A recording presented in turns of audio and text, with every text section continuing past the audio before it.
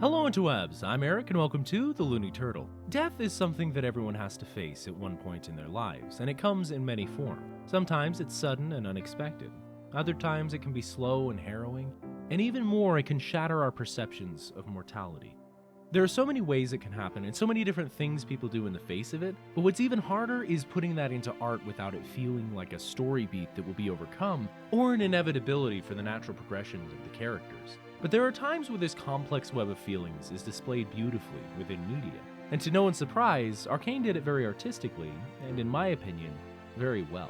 At the end of Season 1, the fate of the Council was uncertain. With all of them in a vote and a missile headed directly for their chambers, it was clear that all or most of them were fated to die. At the same time, the show seemed on track to maintain the majority of its champions from the games, so Jace and Victor likely had plot armor, and it looked like Mel had a trick up her sleeve, so when all was said and done, only 3 had met their end, leaving the city to mourn their leaders and Caitlyn to face the loss of her mother.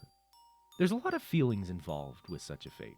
Having witnessed the shot that ended her mother's life, and even more tragically, she had a clear chance to prevent it from happening, there was a lot of guilt, and there was devastation. But above all, there was grief. So how does one simply put that into a story? Well, the visuals begin with a clear and show-style consistent view of Caitlyn's mother, while everything around this casket is almost painted with the brushstrokes on clear display. This style continues all through the song, with Caitlyn and Vi remaining largely in the same style of animation as the rest of the show, while everything else seems to have this grayscale, painterly aesthetic. In moments where these 3 aren't the main focus, the frame contains reds, blues, and even a little purple in places of interest. This difference in style both creates an otherworldly feel while also aiming the audience's attention at the main characters and the main focus of the scene. It seems to represent Caitlyn's feelings in this moment. She's present, but the only things that feel real are herself, her mother, and her partner. Even her father, who's clearly devastated in the background, blends in like the countless guards around her. We can see Vi as she pays tribute, and she clearly has regrets. Even without the context of the rest of the story, it's clear that Vi and Caitlyn are close, but distant in this moment, both physically and emotionally, with Vi in particular seeming to feel unwelcomed in this setting. Within the context of the greater narrative, this is clearly a result of her connection to Jinx and a sense of responsibility for this tragic turn of events. In the greater context of Piltover, though, she feels unwelcomed in this setting because she's from the Undercity. She's a mouse in this pristine and proper city above. It's only natural that she feels out of place or unwelcomed. Caitlyn, for her part, seems to be wearing a clear mask of strength in the face of this devastating turn of events. She's hollow, disconnected, and unsure of herself. However, through it all, she gives an outward appearance of strength.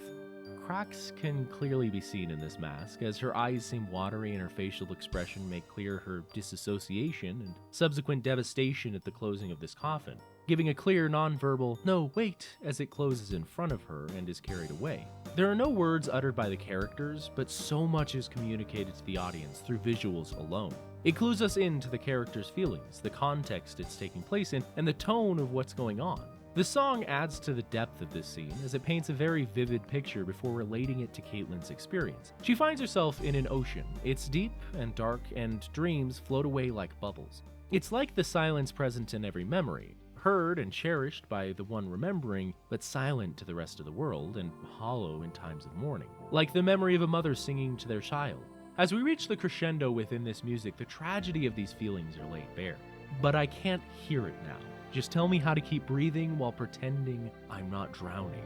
This picture of an all-encompassing ocean of grief, this deep and dark place of mourning, is suffocating, especially as Caitlyn tries to keep on a brave face. This entire song is an explanation of the feelings of loss, the devastation of losing a parent, and framing that experience through this lens beautifully explains the feelings of staying together when all you want to do is fall apart.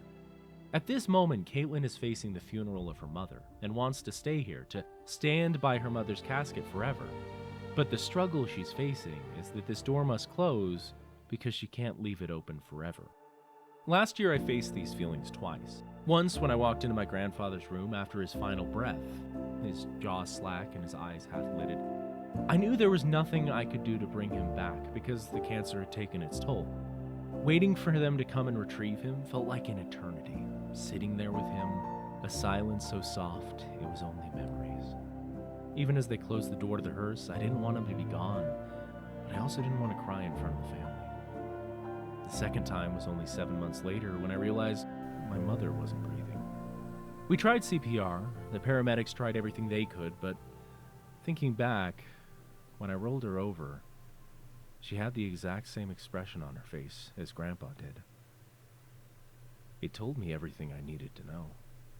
But I wasn't ready to close that door. I wasn't ready to let her go without trying something. But from the moment I saw her face, to the moment I said goodbye to my friends that night, I was pretending to breathe while I was drowning. And in the end, I had to say goodbye to her far earlier than I ever expected. That door had to close because I couldn't keep it open. It's a very weird state to be in. For the world to feel unreal, to be in a devastated state of being, to feel this pain, but also to feel the need to remain composed when all you want to do is fall apart. It's even harder to put into words what's going on under the surface, but this scene did it in under 3 minutes. After watching it, I felt it'd be a good subject for a video that touches on the feelings I've had the past few months, and I don't know if I did it any justice, but it really was an amazing show, and I look forward to seeing where they take it. This video is also a moment to acknowledge what's been lost before I move on. She was there for me my entire life. She always loved, cared about, and defended my dreams and compassionate nature. She was a pivotal piece in the puzzle that I am today. She didn't particularly enjoy every one of my videos, but I know she watched them. I was even able to bring her to a couple of conventions with me wearing my silly green suit and top hat. She gave me this official hugger button because she knew it was a part of my nature. She really was my greatest fan, and while there are countless others in my life, the void she left, like any parent, will never be replaced. That all said, I know that many of you enjoy my ramblings, so from the bottom of my heart, thanks for watching, and I'll see all of you in the next video.